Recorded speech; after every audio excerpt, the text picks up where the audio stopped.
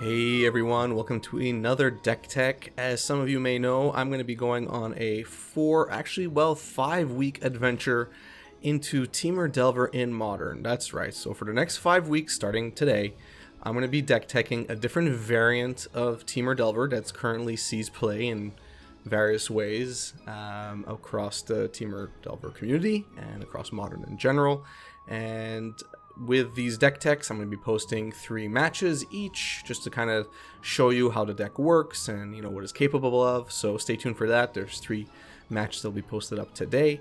And I am just really enjoying going back to a deck that really started off my competitive or semi-competitive Magic career or stint. I wouldn't say it's a career, but it was definitely a stint when I had more free time. I would travel to GPs and I just really enjoyed playing this deck and its many variants at a competitive level. So today we're going to be looking at Temur Traverse Delver, or at least that's what I call it. It's all Temur Delver, but I put a name in between to kind of tell you what variant of Temur Delver it is. So in this case we're playing Temur Traverse Delver. I also famously call this Temur Hooting Delver, but Traverse is really the centerpiece of this variant of Temur Delver. So, look, we're looking at the core. We have Delver of Secrets. Obviously, it's going to be in every single deck. It's always going to be a 4 of. This is Temur Delver. You don't really play it without Delver of Secrets. I'm not showing you the backside of this Delver, but obviously, you play usually minimum 26 instants and sorceries in the main. I usually aim for 28, and that means you have a relatively good flip rate, although if you have my kind of luck, you still will never have Delver of Secrets flip. It's super aggravating, but generally speaking, you have a pretty good flip rate. It flips to become a 3/2 flyer, and yeah, it wins games. It wins games, and in Temur Delver, you usually have the idea of Protect the Queen. That's the strategy that you're usually employing. So Protect the Queen essentially says, play your threat, protect it, ride it to victory. Clear its pathway and just, beat down your opponent. And that's essentially what you're doing in most Temur Delver decks. And the same thing in Traverse Delver. Now, the second main centerpiece of Temur Delver is Tarmogoyf. I don't think you can play Temur Delver, at least at a very competitive level, without Tarmogoyf in the 75. Different variants of Temur Delver will play different numbers of Tarmogoyfs, but for me, any number less than 4 seems weird. The core creatures in any Temur Delver deck are really Delver Secrets and Tarmogoyf. Tarmogoyf is just your go-to, main beatdown on the ground. It can, it could hold off attacks on the ground while Delver Secrets is flying in the air, and it's just a powerhouse of a card. Yes, it's seen less and less play recently because of Fatal Push and all that, but I still think it's a great card to have. And again, if you're playing the Protect the Queen strategy, well, you're trying to protect your Tarmogoyfs from being killed in the first place. Now, the card that really distinguishes this deck from other Delver variants is Traverse the Ulvenwald. So, if you haven't played with Traverse the Ulvenwald yet, let's take a quick look at the text. Search your library for a basic land card, reveal it, put it into your hand, and shuffle your library. Delirium. If there are 4 or more card types among cards in your graveyard, instead search your library for a creature or land card, reveal it, put it into your hand, and shuffle your library. Now, Traverse, for me, has really just 2 modes. Mode number 1 is make your land drops early on, maybe to get an early Blood Moon or to get a proper Blood Moon play, or just, maybe you kept a opening hand, maybe you kept 7 cards with only 1 land, and you really want to get that second land drop. So turn 2, you would play Traverse, get that other land, play it, and then you're off to the races and doing whatever you need to do. That's mode 1. Mode 2 almost should always be go get a creature, and you're almost always getting Tarmogoyf. Now, there are instances where you might need to get Hooting Mandrills or Storming Entity, or if you're playing the Euro version, you probably want to go get Uro. There are various different targets, but usually you're going for a Tarmogoyf or a big threat to, help you win the game. Now, Tarmogoyf grows based on the amount of card types in your graveyard and your opponent's graveyard. This version of Temur Delver plays various types of cards to help you fill out your graveyard with different card types so that Delirium is active relatively early. And we're going to be seeing that as we go through the different cards in this variant. So Traverse is the real the distinguishing factor here. Listen, if you're in the Temur Delver community, you're going to tell me, well, there's a million ways you could be playing with Traverse. This is true. There's different lists out there. I'm simply sharing the main one that I've played a lot with. I know that others have played with in various ways, and I think that's the best way to show it to anyone who hasn't played Temur Delver in Modern before or hasn't played a lot of it. Alright, so let's move on to the other creatures that weren't covered in the core. So Hooting Mandrills. Hooting Mandrills is that that cute little common from Konzatark here with Delve. And, seems like a bad card on face value, but in Modern, when you're playing Hooting Mandrills, you are rarely paying full price. So, in theory, if things are going well early on or even mid-game, you're casting Hooting Mandrills for 1 CMC, or 1 green, I should say. And it's a 4/4 Trampler. You have no idea how many games you are going to win because of Hooting Mandrill's trample ability. It's a 4/4, so it's going to dodge Lightning Bolt. It's going to dodge Fatal Push. So already it's you're reducing the amount of common removal in Modern that that usually works against Delver Secrets or Tarmogoyf. That's really important when you're considering Hooting Mandrills.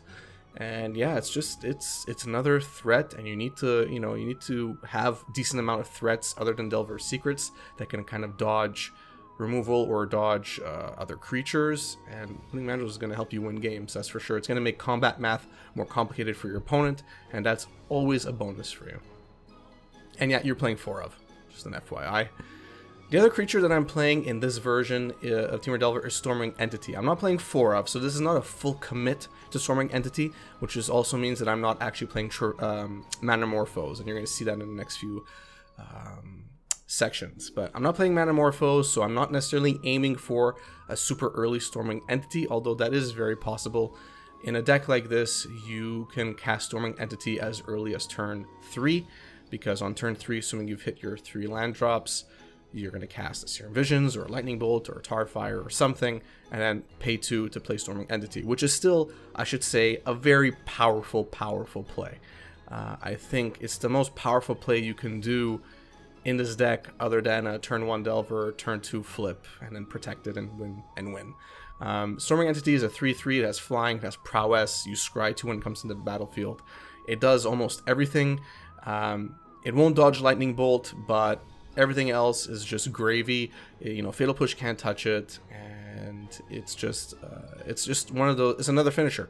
Essentially, it's another finisher. It might even be a good traverse target. So if you're landlocked on the battlefield, you traverse for a Storming Entity, you can most likely play it that same turn, because you probably have at least 3 lands. So you traverse, play Storming Entity for 2, boom, you have a flyer in the air, and it also has Scry, so you're also fixing your next 2 draws ideally. So I really think Storming Entity has a nice little role here to kind of round out the creatures in Temur Traverse Delver.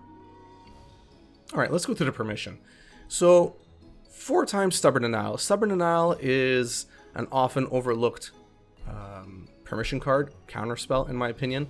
But that's also probably because it doesn't actually fit in a lot of decks. So you don't really want to play it without its ferocious ability active, right? You don't really care about a Force Spike. That's not what you're playing this for. You're playing this because the minute you have a creature with power 4 or greater, it's essentially a 1 mana counter target non-creature spell, which is a 1 mana negate, which is super powerful, especially in a deck like Temur Delver, where you need to be very resource efficient.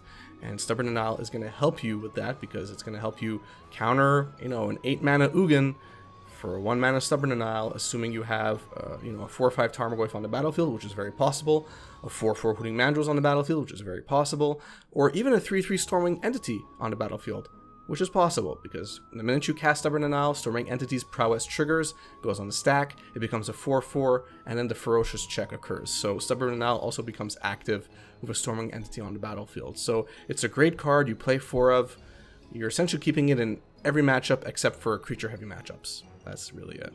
Mana Leak, it's your reliable counter spell in the early game. It's going to help you counter creatures that can't be touched by Stubborn Denial, for example, or Force of Negation.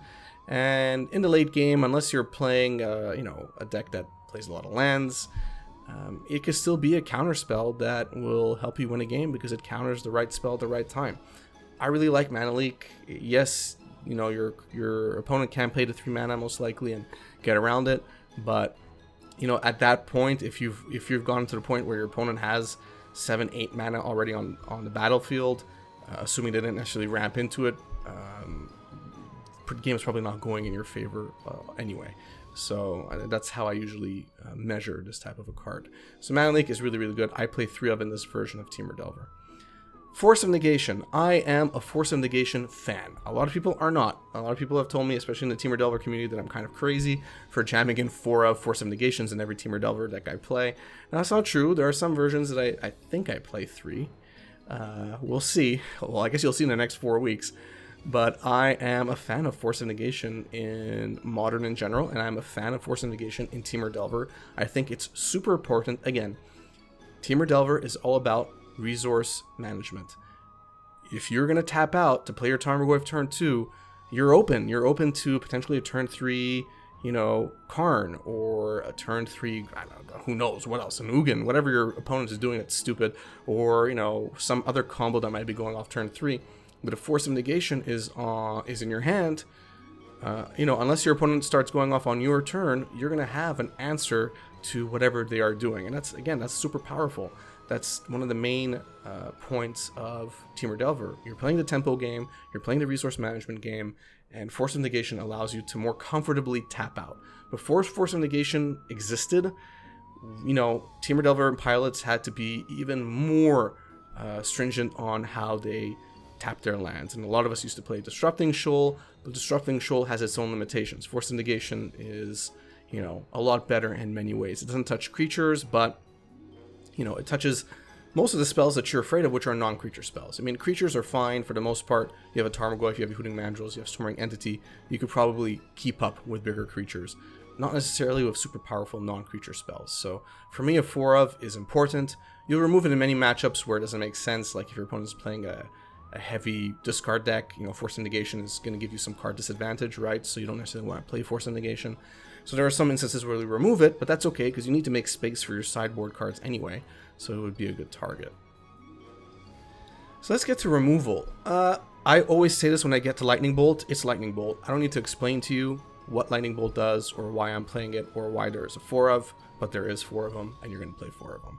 Next up is Tarfire. So Tarfire is special. First of all, I love Tarfire. The reason why you're playing it in this deck is because it is a tribal instant, which means in your graveyard it counts as an instant and it counts as a tribal. So turn 1, fetch, you know, and Tarfire. Let's just say let's say that's your turn 1. Turn 2, you're gonna play another land and play your Tarmogoyf. You have a 3/4 Tarmogoyf because you have a land, a tribal, and an instant in your graveyard, even though you only have 2 cards in your graveyard. So already that's amazing. You are 1 card away from turning Delirium on, which you most likely will because you also have plenty of sorceries in your deck, and you're off to the races and in terms of making your Tarmogoyfs big and in terms of making Delirium active. So that's the main reason why you're playing Tarfire. Some decks play more Tarfire, some decks play less. If I didn't play one of Seal of Fire, I would most likely be playing a 3rd Tarfire, but instead I'm playing Seal of Fire, which is the next card. So I'm playing a 1 of Seal of Fire. Functionally is essentially the same as Tarfire, except it's not an instant speed. You have to cast it first, and then you sacrifice it anytime you want to deal 2 damage to creature or player. But you're playing it again because it's an enchantment. So A, it's going to make your Tarmogoyfs bigger, and B, it's going to help turn on your Delirium. And that's really what you are focusing on. You want to make big Tarmos, and you want to have Delirium. That's the point of Temur Traverse Delver. That's the secret. And that's that. Now, when I get to the cantrips, you're going to notice I am not playing Mishra's Bauble.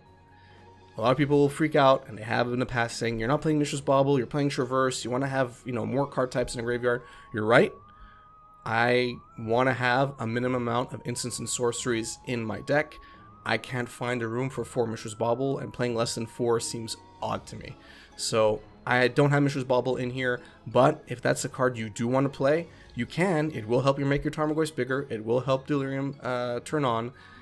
You know, so it seems kind of weird that I'm not including it, but I don't feel like I need it, at least in this iteration of Temur Delver. That being said, you are playing 4 Serum Visions. Again, kind of like Lightning Bolt, I don't really need to explain to you why Serum Visions is here or why you're playing 4 of.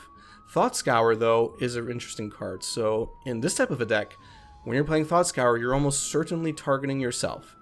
Yes, milling yourself too sucks, but targeting yourself helps you do 3 things. Helps make Tarmogoyf bigger, most likely. It helps you cast Hooting Mandrills earlier on in the game, most likely. And it helps you turn on Delirium. So it's a double-edged sword because you might mill cards that you need. And that's something you're going to have to take into account. But assuming that you don't mill the card that you need to win the game, which might happen, 10, 15, 20% of the time, a Thought Scour is an awesome card. You might even want to play 4 of them, but I wanted to find the space for 4 and I couldn't. So I'm playing 3, which I think is a good number. And yeah, targeting yourself, you're making your graveyard get bigger, you're cantripping at the same time, so you're drawing a card. You usually do this at the end of your opponent's turn. Or you do it if you know the top card of your library and you don't want it. Or you do it in response to a Delver trigger and you see that you're about to draw a land, so you do it then. There's different ways you might want to play Thought Scour, but it's important in a deck like this, especially if you're playing Hooting Mandrills. So last but not least, the lands. A lot of you that have seen my deck text before, at least in Temur decks, you're gonna notice this land base. This mana base has been tried and tested. I never really budge from this. This is something that I know will work. It works for me. It's bulletproof. It does everything I need to do in Temur Delver, and I personally would not change anything here. Some people play Spirebluff Canal, some people play Botanical Sanctum. Those are all legitimate cards, not my style. When I'm playing a land, I want to be able to do what it is supposed to do right away. So Botanical Sanctum, Spirebluff Canal might not do that after your third. Well, they won't do that after your 3rd land drop. So I don't like it because of that reason. Sometimes you need that 4th land and you don't get it on the 4th turn because you drew a Spirebluff Canal. So I prefer cards that do something right away, and that's what your shock lands do. So I don't really have much to explain here. This is also built with Blood Moon in mind. You are almost certainly going to have 3 Blood Moons in the sideboard, or at least 2, and this mana base is the most Blood Moon proof. Sometimes you can get unlucky with your fetches, but generally speaking, this is what I go for. So the sideboard, so I've posted a sideboard tech video. I actually posted it last Friday, so check that out. I go into a lot more depth on all of these cards that you're seeing here and more. So I'm not going to spend too much time on the sideboard because I feel like I've said a lot more in that video, so check it out. I'll put a link to it in the description, but you could also find it on my channel. It's relatively new. I'm playing two of Engineer Explosives. It's kind of a sweeper, helps me attack cards that, like the one-off enchantments, or if my opponent is playing a lot of tokens or whatever, I'm playing Engineer Explosives. Surgical Extraction, mostly there as part of my graveyard hate, helps me target, Dredge's win cons, or if I'm playing against a combo deck, helps me take their combo piece out of their graveyard if it gets in there. So I'm really liking Surgical Extraction. Gravedigger's Cage is my other hate card. It helps turn off Uro once it's in the graveyard. It helps turn off Dredge completely. Again, it really depends on the meta. I'm not seeing too many graveyard strategies at the moment, so I think 2 hate cards is enough, but if I start seeing an uptick again, I might change my numbers. 3 Blood Moons, I think I have always, for the past 5 years, been playing 3 Blood Moons in my decks when I'm playing Temur Delver, so that's not changing. Huntmaster of the Fells, I've gone anywhere from 1 to 4 in my sideboard over the years. I think right now a 1 of is sufficient. Yeah, it's enough. I wish I could play more. I am playing Traverse, so I could always Traverse for my Huntmaster, and that kind of helps out as well. So it's almost as if I'm playing 4 Huntmasters anyway when I side it in, because I can go get it at any point if I need it. I don't have to wait to draw it. A Braid, it's just a really efficient artifact removal or creature hate. So if you're playing against a super heavy creature deck that has no artifacts, you can still bring in a Braid and have extra removal handy. Veil of Summer, what I want to say, I say the same thing every time I talk about Veil of Summer. It's still legal. It's amazing. It's going to help you against blue decks. It's going to help you against black decks. It's going to help you against blue-black decks. You bring it in essentially anytime you're playing a deck like that that's not kind of playing solitaire with itself. Feed the Clan, in this type of deck, having the Ferocious Trigger is relatively common, and gaining 10 life is just intense. So yeah, I don't know what else to tell you. Feed the Clan's pretty great here. Shadow Spear, I mean, if I wasn't playing Shadow Spear, I'd probably be playing a second Feed the Clan or a second Huntmaster, but most likely Feed the Clan. Shadow Spear is pretty brutal. If it sticks and you can swing in with even just once of a Tarmogoyf or a Hooting Mandrills or a Stormwing Entity, my god, which would be amazing. Yeah, it's brutal. I mean, Trample, Lifelink, it's a huge swing in your favor most of the time. If you have like a 4/5 or a 5/6 Tarmogoyf and you swing in with this and you're playing against Burn, for example, you basically just won the game. I can't see a scenario where you're going to lose unless, I don't know, unless they have like 16 Goblin Guides on the battlefield. So Shadow Spear is pretty awesome as a one-off as well. Quickly through the matchups. So when you're playing against combo decks, I actually think we're pretty well suited to play against combo decks, whether they're spell-based or creature-based. So talking about, let's say you're playing against Storm or you're playing against lands, you have a lot of tools, especially in the sideboard, to deal with those type of combo decks. So I think that Temur Delver in general does pretty well with combo. And if you're having a heavy combo heavy meta, you could always adjust your sideboard accordingly to deal with that reality. Aggro decks, you do play a lot of removal in Temur Delver, so it really depends on the type of aggro. Some aggro just gets out of hand really quickly, so you kind of need your sideboard to kind of help you out. So Engineer Explosives or another sweeper card might come in handy, or just more creature hate. But usually the aggro decks that go really wide really quickly are usually also decks that play Aether Vial. So targeting Aether Vial is really important. Force of Negation also comes in handy. I have Force of Negation plenty of turn 1 or turn 0 Aether Vials, so I haven't even gone yet. But I Force of Negation their Aether Vial turn 1 anyway, and that essentially wins the game. Because usually they keep Aether Vial in one land and they think they're going to win, and then now they're stuck. So yeah, aggro decks, I wouldn't say it's our best matchups because some of them are just so brutal and fast. So you might have to rely heavily on your sideboard, but I don't think that they're necessarily our worst matchups. Big mana decks can be a problem. Game 1, it's going to be really difficult to win, especially Eldrazi-Tron, because Eldrazi-Tron's playing Eldrazi. Your Force of Negations and your Stubborn Denials are not going to touch those. And, you know, if your opponent gets to Tron really quickly, which they usually do, yeah, it's going to be hard for you to catch up when there's a 4/4 Thought-Knot Seer or 5/5 Reality Smasher on the battlefield. If you're playing pure Tron, so without the Eldrazi's helping out, you might have a better chance because you can counter their Karns, you can counter their Ugins, and if you do, then you have a better chance of winning. But those decks are also playing Wormcoil Engine, and Wormcoil Engine is just brutal, This is really not a good matchup. I don't consider big mana matchups the best at all when you're playing the Temur Delver. They're okay after the sideboard, but that they're just okay after the sideboard. I don't think it swings in your favor. It's a tough matchup. You have to really know the decks, and you have to have a bit of luck on your side. Not Magic. I mean, listen, if there's a lot of Not Magic going on in your meta, pack your sideboard accordingly because your main board is gonna struggle a bit with dealing with Not Magic, especially if they have an explosive start. Not much we can say. Not a lot of decks deal with Not Magic very well unless you bring in all the hate from the sideboard. That's just a reality of Not Magic. Control. It really depends. Some people enjoy playing against Control, some people don't. I'm 50-50 on the matter, and I think Temur Delver does 50-50, more or less. You're definitely going to get better game 2 and 3 when you can bring in Veil of Summer to kind of help you out, and probably bring in Blood Moon as well, depending on the type of control you're playing. Because if you Blood Moon them, they're going to have a very difficult time, for example, casting Supreme Verdict or Cryptic Command or cards like that, which are really detrimental to you. So yeah, control can be relatively good. Stoneforge Mystic, though, is a big problem. You're going to have to rely on your artifact hate in the sideboard quite heavily to take care of whatever artifact they bring in. Or you try and kill it, you know, the minute it hits the battlefield, so that at least they can bring in Batterskull turn 3. Because that's really not something you want to have to deal with. And Engineered Explosives also comes in handy there. Finally, mid-range. I actually like the mid-range game. If you feel like the meta is shifting toward mid-range a lot, I would double up on your Huntmasters in the sideboard, or, you know, bring in more...